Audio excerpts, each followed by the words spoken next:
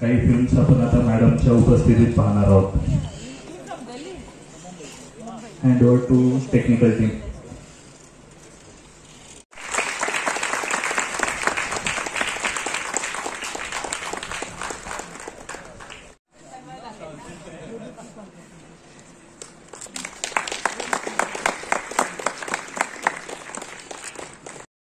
चांगली क्रिएटिव्हिटी असणारा, कुठल्याही क्रिएटिव्हिटीला खूप परिश्रम लागतात. मी आता विचार करत होते 20 मिनिटाचा हा शॉर्ट फिल्म, पण याच्यासाठी किती क्रिएटिव्हिटी असेल, किती मेहनत असेल, किती तास याच्या मागे लागले असतील.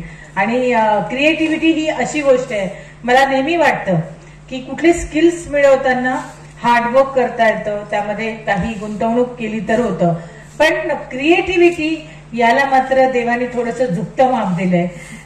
ते काही लोकांमध्येच असते, ती फार मिळवता येत नाही, तिला फक्त विकसित करता येते, ग्रूम करता येते. आणि म्हणून तुमच्या लोकांचा मला हेवा वाटतो की तुम्ही सगळे क्रिएटिव्ह लोक आहेत, पॅशनेट लोक आहेत. आणि या ग्रुपमध्ये सगळे सरांनी मला आता सांगितलं की कोणी इंजिनियर आहे, कोणी प्रोफेसर आहे, कोणी बिझनेसमॅन आहे, आता दिल्लीहून आले आहेत, कोणी मुंबईहून आले आहेत. आपलं प्रोफेशन किंवा आपलं लाईफस्टाईल सांभाळून आपलं जे पॅशन आहे हे जपण्याचा हा एक सुंदर उपक्रम आहे. बऱ्याच महिन्यांपासून किंवा एखाद्या वर्षापासून मी पण धडपडत होते या कार्यक्रमाला येण्यासाठी. आणि मला पण एक वेगळी मनामध्ये कुतूहल होतं की कशासाठी करत असतील हे लोक एवढं धडपड करून, किंवा का करतात एवढ्या याच्या. पण मग मी येताना जो ट्रॅव्हल टाइम मिळाला मला कलेक्टर ऑफिस पासून ते इथपर्यंत, त्याच्यामध्ये मी काहीशे मला जे वाटले ते मी सांगते. की क्रिकेटमध्ये जसं टेस्ट मॅच नंतर 2020 आली आणि 2020 लोकप्रिय झाली, कारण आजचा सगळ्याच समाजामध्ये 2-3 गोष्टी फार महत्वाच्या आहेत. इन्स्टंट जमाना आहे, लोकांजवळ वेळ नाही आहे, छोट्या गोष्टींमध्ये आपल्याला पटकन चांगलं बघायचं असतं, चांगलं हवं असतं. आणि हा देण्याचा एक प्रयत्न मला वाटतं हा पण एक त्याच्या मागचा उद्देश असावा. 20 मिनिटांमध्ये सगळं कसं बसवतात, खरंच कौतुक आहे. मला ते सांगत होते की हा किती मोठा, म्हणजे टेस्ट मॅच खेळताना 4-5 बॉल टुकू खेळले तरी चालतात त्याच्यामध्ये. पण तुम्ही विचार करा की 2020 मध्ये असं केलं तर तो सगळा क्राऊड श्वास रोखून बसतो. आणि हे सगळं खूप अवघड आहे. इतक्या कमी याच्यामध्ये इतकी मेरिट आणि इतकी चांगला दर्जा. आणि अजून एक ब्युरोक्रॅट म्हणून मला नेहमी वाटतं your action should speak more loud than the words, किंवा त्याच्यामध्ये तर याच्यामध्ये पण मला असं वाटत होतं की किती कमी संवाद होते, किती कमी संवाद होते. पण त्या एक्सप्रेशन मधनं किंवा त्या गोष्टीतून, म्हणजे इव्हन तो पाणी देताना सुद्धा आवंडा गिळताना मी बघितलं की तो काय वाटतंय त्यांना हे आपण समजू शकतो, फील करू शकतो. त्या व्यक्तीच्या म्हणजे त्या व्यक्तिरेखात आपण जाऊन बघू शकतो, त्यातला विरोधाभास पण आपल्याला कळतो. आणि खरंच मला खूप छान वाटलं.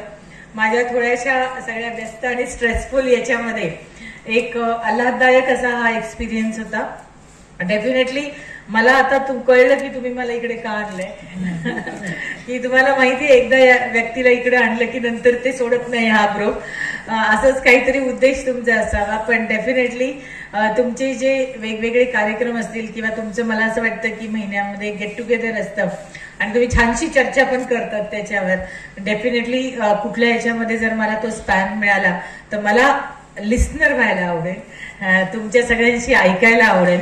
आणि समाजामध्ये किती गोष्टी आहेत ज्या तुम्ही याच्यातनं पोर्ट्रेट करून लोकांपर्यंत खूप चांगले संदेश देतात.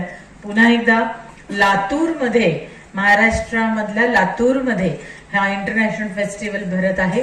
आपण इतक्या लोकांनी 2 दिवसापासून या ठिकाणी पार्टिसिपेट केलंय, इतक्या या ठिकाणी शॉर्ट फिल्म्स या रिलीज झालेल्या आहेत.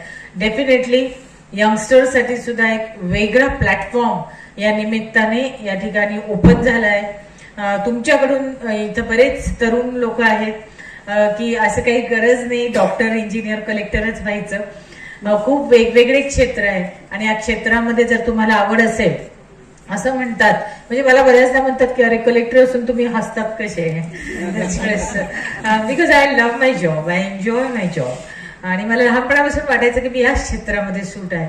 मे बी मला जर आवड नसती आणि मी या क्षेत्रात आले असते तर मग मी हसले नसते, माझ्याकडे सगळ्या याच्यावर आठ्या असता. तर असंच काहीसं मला तुम्हाला सांगावं असं वाटतं यंगस्टर्सना, की जर तुम्हाला खरंच आवड असेल आणि तुम्ही पॅशनेट असेल तर निश्चित या क्षेत्राकडे या. आणि प्रत्येक क्षेत्रामध्ये अप्स डाऊन्स असतात, कॉम्पिटिशन असते, नाविन्याचं थोडंसं संघर्ष असतो, पण निश्चित जर गुण असतील आणि त्यामधला कष्ट हार्डवर्क असेल आणि तुमची क्रिएटिव्हिटी खरंच खूप चांगली असेल तर मग स्काय इज द लिमिट आणि मग आपल्याला यश मिळतंच. पुन्हा एकदा मला बोलवल्याबद्दल सगळ्यांचा मी आभार मानते आणि माझे 2 शब्द संपवते. जय हिंद. धन्यवाद मॅडम. फिल्म फेस्टिवलने हा जो फेस्टिवल भरवला होता आणि यामध्ये व्ही शांतारामांच्या नावाने पुरस्कार मिळाला याचा खूपच अभिमान वाटतोय.